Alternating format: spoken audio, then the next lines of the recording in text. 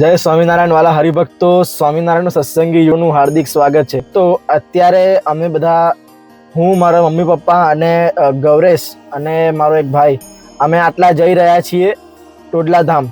તો વાલા હરિભક્તો, આજે ખાસ રવિવારનો દિવસ છે અને અમે બધા જઈએ છીએ ટોડલા ધામ. ગોપાળાનંદ સ્વામીની જન્મભૂમિ એવા પવિત્ર ટોડલા ધામના અમે દર્શન કરીશું મંદિરમાં, અને ત્યાર પછી જ્યાં શામળાજી મંદિર આવે છે રસ્તામાં, ત્યાં પણ જવાના છીએ.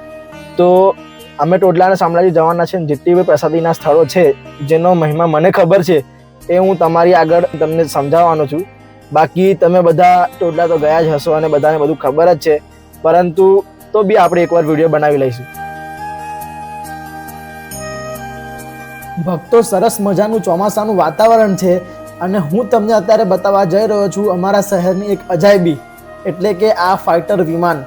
જોઈ શકો છો કેટલું મોટું વિમાન છે અને કેટલું સુંદર દેખાય છે. અને બાકી ભક્તો, અમે લોકો અત્યારે સવારમાં વહેલા નીકળ્યા છે અને તમે નજારો જોઈ શકો છો કે કેટલો સુંદર નજારો છે અત્યારે ચોમાસાની ઋતુમાં. તો ભક્તો, આપણે વધારે રોડનો વિડીયો લીધો નથી અને અત્યારે આપણે પહોંચી ગયા છીએ ટોડલા ધામ. અને વાલા ભક્તો, અત્યારે અમે લોકો મંદિર તરફ જઈ રહ્યા છે. તો જે પણ લોકોને નથી ખબર, કદાચ કોઈ બહારના દેખતા હોય તો તમને કહી દઉં, ટોરડા એટલે સદગુરુ શ્રી ગોપાળાનંદ સ્વામી, સ્વામિનારાયણ સંપ્રદાયના એક મહાન સંત. તેમનો જન્મ આ ટોરડા ગામમાં થયો હતો અને સંવત 1837 મહાસુદ 8મ ને સોમવારને દિવસે આ ગામ ટોરડામાં શ્રી ગોપાળાનંદ સ્વામીનો જન્મ થયો હતો. આ એ જ ગોપાળાનંદ સ્વામી છે મિત્રો, કે જેઓએ સાળંગપુરમાં શ્રી હનુમાનજી મહારાજની સ્થાપના કરી છે. તો વાલા ભક્તો, આ છે સદગુરુ શ્રી ગોપાળાનંદ સ્વામીના પ્રસાદીની ભૂમિમાં આવેલું ટોરડા ગામનું સ્વામિનારાયણ મંદિર. વાલા ભક્તો, આ મંદિરની સ્થાપના આશરે 1955 કે 1956ની આસપાસ, એટલે કે વિક્રમ સંવત 2012માં શ્રી નરનારાયણ દેવ અમદાવાદ ગાદીના આચાર્ય મહારાજ શ્રી દેવેન્દ્ર પ્રસાદજી મહારાજ અને શ્રી લક્ષ્મીનારાયણ દેવ વડતાલ ગાદીના આચાર્ય એવા મહારાજ શ્રી આનંદ પ્રસાદજી મહારાજના સંયુક્ત વરદ હસ્તે આ મંદિરમાં જે મૂર્તિઓ છે તેમની પ્રાણ પ્રતિષ્ઠા થઈ હતી. એટલું અદ્ભુત મંદિર છે વાલા ભક્તો, કે આખા સંપ્રદાયમાં મને ખબર નથી કે એવું હોય કે બે આચાર્ય, બંને દેશના આચાર્ય ભેગા થઈને કોઈ મંદિરમાં પ્રાણ પ્રતિષ્ઠા કરી હોય. એવું આ સુંદર મજાનું પ્રસાદીનું મંદિર છે. તો સૌથી પહેલા આપણે અહીં દર્શન કરી લઈએ. ભક્તો, આ મૂર્તિ વિશે એક અગત્યની વાત જાણવા જેવી છે કે આ મૂર્તિઓ સદગુરુ શ્રી ગોપાળાનંદ સ્વામી અને તેમના માતા પિતા તેમના દ્વારા પૂજેલી છે. અને આ મૂર્તિમાંથી ભગવાન પ્રત્યક્ષ થાળ અને દૂધ ગ્રહણ કરતા હતા. તે આ મૂર્તિઓ અત્યારે નિજ મંદિરમાં વિરાજમાન છે.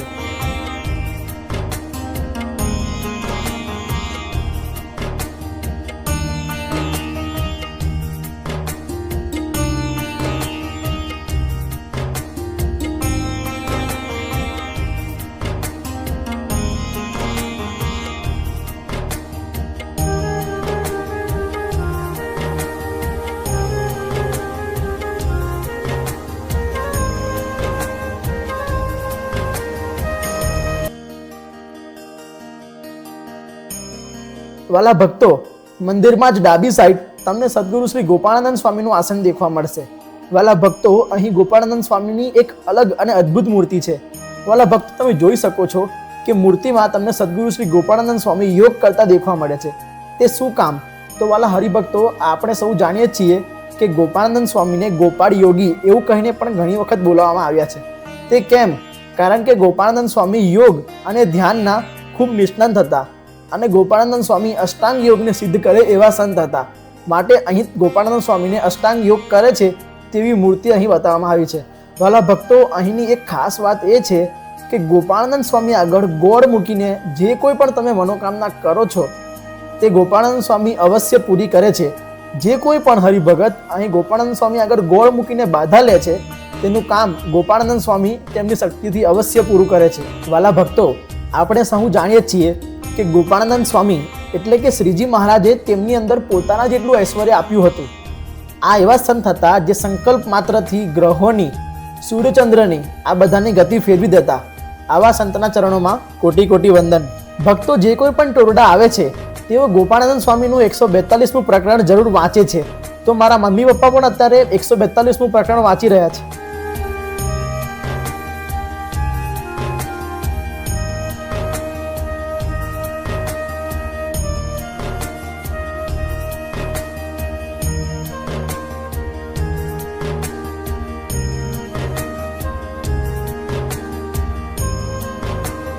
વાલા ભક્તો, આ સામે જે હવેલી તમે જોઈ રહ્યા છો તે હવેલીમાં સદગુરુ શ્રી ગોપાળાનંદ સ્વામીનો જન્મ થયો હતો. આ તે જ હવેલી છે. થોડુંક મોડિફિકેશન, થોડું રિનોવેશન કરવામાં આવ્યું છે, પરંતુ આ એ જ જગ્યા છે. તો ચાલો ભક્તો, હું તમને અંદર જઈને આ હવેલીના દર્શન કરાવું. સૌથી પહેલાં તમે હવેલીનો ગેટ જોઈ શકો છો, અને આપણે ગેટથી અંદર જઈએ એટલે અંદર એક ઓરડો છે. આ ઓરડામાં સામે તમે જોઈ શકો છો આપણા શ્રીજી મહારાજની એક મૂર્તિ અહીંયા મૂકવામાં આવી છે, સ્થાપના કરવામાં આવી છે, અને તેમની આજુબાજુ ગોપાળાનંદ સ્વામી અને કષ્ટભંજન દેવને સ્થાપવામાં આવે છે. વાલા ભક્તો, અહીં તમે આડા દિવસે પણ ગમે ત્યારે આવશો ત્યારે તમને હરિભક્તો અહીં જોવા મળશે, જેઓ 142માં પ્રકરણનું ગાન કરતા હશે, પાઠ કરતા હશે, અને તમે જોઈ શકો છો કે બધા જ અત્યારે ગોપાળાનંદ સ્વામી અને ભગવાનની સામે 142મું પ્રકરણ વાંચી રહ્યા છે.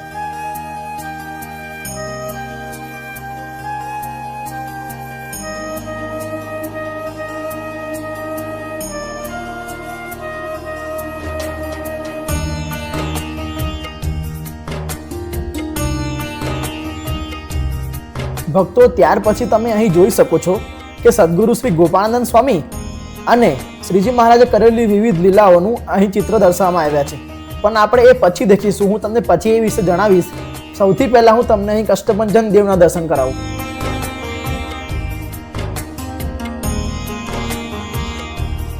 વાલા ભક્તો, તમે અહીં જોઈ શકો છો કે આપણા શ્રીજી મહારાજની આગળ અહીં ઘણી બધી ચિઠ્ઠી પડી છે. તો એનું કારણ શું છે? તો ભક્તો, કારણ એ છે કે ટોરડા જે પણ આવે છે અને જે પણ આ ગોપાળાનંદ સ્વામીની હવેલીમાં આવે છે તે ચિઠ્ઠી લખે છે, અને ચિઠ્ઠીની અંદર પોતાની મનોકામના અને પોતાને જે પણ ઈચ્છતું, જે પણ ફળ જોઈતું હોય તે લખે છે, અને એ લખીને ભગવાનની આગળ ચિઠ્ઠી મૂકે એટલે ભગવાન અવશ્ય તેની ઈચ્છા અને મનોકામના પૂરી કરે છે.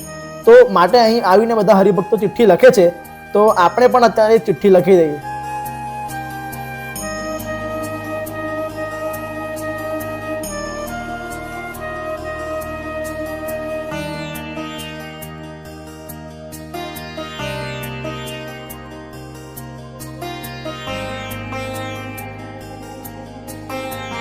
વાલા ભક્તો, હવે તમને હું જે વાત કહી રહ્યો છું તે ધ્યાનથી સાંભળજો. તોરડા ગામથી આશરે 18.4 કિલોમીટર દૂર આવેલું શ્રી શામળાજી ધામ એટલે કે ભગવાન શ્રી કૃષ્ણનું એક મંદિર છે. ત્યાં શામળાજી કહેવાય છે જેમને.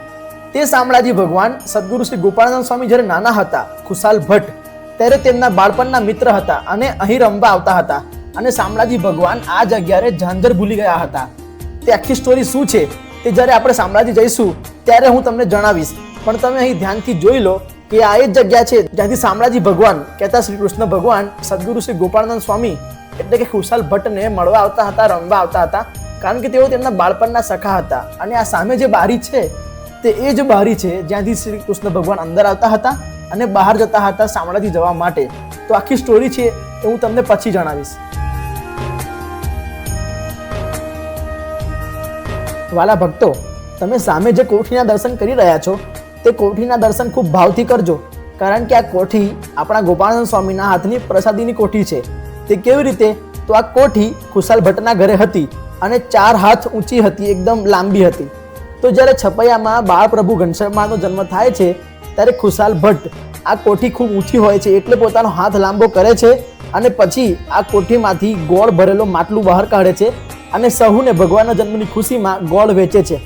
ભક્તો, ત્યારથી જ ટોરડા મંદિરમાં સ્વામિનારાયણ ભગવાન અને ગોપાળાનંદ સ્વામી આગળ ગોળ ધરાવવાની માનતા રખાય છે, અને આ ઇતિહાસ તેની સાથે લિંક છે. તો માટે આપણે આ કોઠીના દર્શન પણ ખૂબ ભાવથી કરીએ. તમે જોઈ શકો છો ભક્તો કે આ ચિત્રમાં દર્શાવ્યા પ્રમાણે આ રીતે ખુશાલ ભટ્ટ અને શ્રી શામળાજી ભગવાન એટલે કૃષ્ણ ભગવાન રમતા હતા, અને ઝાંઝર અને ખેસ પણ તમને આ ચિત્રમાં જોવા મળે છે.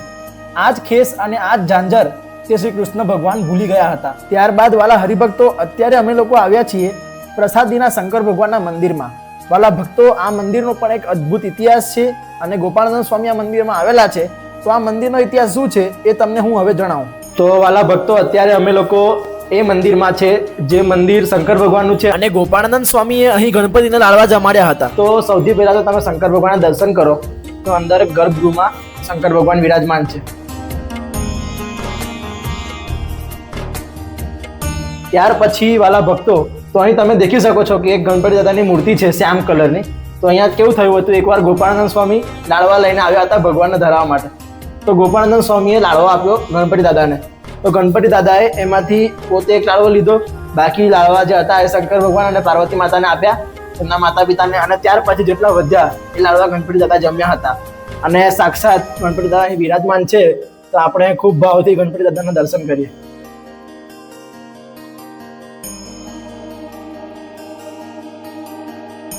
તો વાલા ભક્તો, હવે આપણે પહોંચી ગયા છીએ ટોરડા ગામથી આશરે 18.4 કિલોમીટરના અંતરમાં આવેલ એક પ્રસિદ્ધ તીર્થસ્થળ એટલે કે શ્રી શામળાજી મંદિર. વાલા ભક્તો, અહીં શામળાજીમાં જે શામળાજી ભગવાન છે એમને શામળાજી નામ કેમ આપવામાં આવ્યું? તો શામળ એટલે કે શ્યામ, એટલે કે જે કાળા રંગનું હોય તે. તો અહીં શ્રી કૃષ્ણ ભગવાન કહેતા વિષ્ણુ ભગવાનની શ્યામ કલરની મૂર્તિ છે, એટલે એમનું નામ શામળ એવું રાખવામાં આવ્યું. અને જી લગાવવાથી સન્માન રૂપ સ્વરૂપ મળે છે, એટલે આને શામળાજી કહેવામાં આવ્યું. તો વાલા ભક્તો, સૌ પ્રથમ તો આપણે શામળાજી મંદિરના દર્શન કરીએ, અને પછી હું તમને શામળાજી મંદિર આપણા ગોપાળાનંદ સ્વામી સાથે કેવી રીતે લિંક છે, તેનો શું ઇતિહાસ છે એ તમને જણાવું.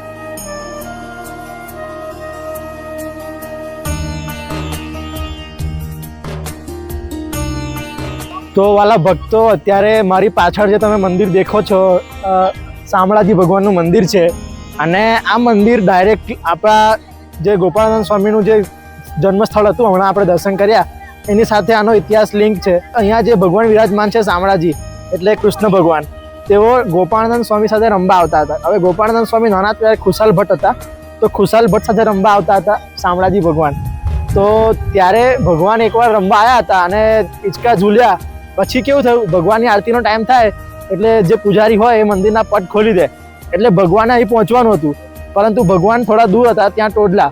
તો ભગવાને શું કર્યું, ત્યાંથી દોડ્યા ઉતાવળમાં, એટલે ભગવાનનો ખેસ અને ઝાંઝર એ ગોપાળાનંદ સ્વામીના જે આપણે જન્મસ્થળ દેખ્યું ત્યાં પડી ગયો હતો. પછી થાય છે કેવું કે અહીં ભગવાન આવી જાય છે, પણ ઝાંઝર હોતો નથી ચાંદીનો, અને ખેસ નથી હોતો. તો બધા આજુબાજુવાળા ભક્તોએ પૂજારી પર આરોપ લગાવ્યો કે તમે ચોરી કરી છે.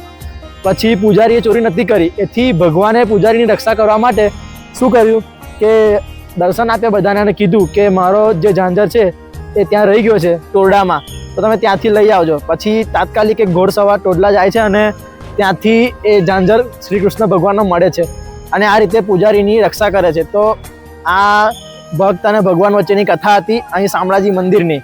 અને શામળાજી ભગવાન શ્રી કૃષ્ણ ભગવાન આપણા ગોપાળાનંદ સ્વામી સાથે ખૂબ રમ્યા છે, અને બે મિત્રો હતા નાનપણમાં. તો બસ વાલા ભક્તો, આ હતો આપણો આજનો વિડીયો. જો તમને વિડીયો પસંદ આવ્યો હોય તો આ વિડીયોને જરૂરથી એક લાઈક કરી દેજો. અને હા, જો તમને પણ આવા સ્વામિનારાયણ સંપ્રદાયના રિલેટેડ વિડીયોઝ જોવાની મજા આવે છે તો આ ચેનલને જરૂર સબસ્ક્રાઈબ કરી દેજો, કારણ કે અમે આવા વિડીયોઝ લાવતા રહીએ છીએ. અને આ વિડીયોને બને એટલું તમારા ફેમિલી ગ્રુપ હોય, ફ્રેન્ડ્સ ગ્રુપ હોય કે સત્સંગીનું ગ્રુપ હોય એમાં શેર કરી દેજો. અને બસ એટલું જ કહીશ કે આ રીતે સપોર્ટ કરતા રહેજો. બાકી મળીએ છીએ ફરી એક નવા વિડીયો સાથે. ત્યાં સુધી સૌને ખૂબ ભાવથી ભેટીને જય શ્રી સ્વામિનારાયણ.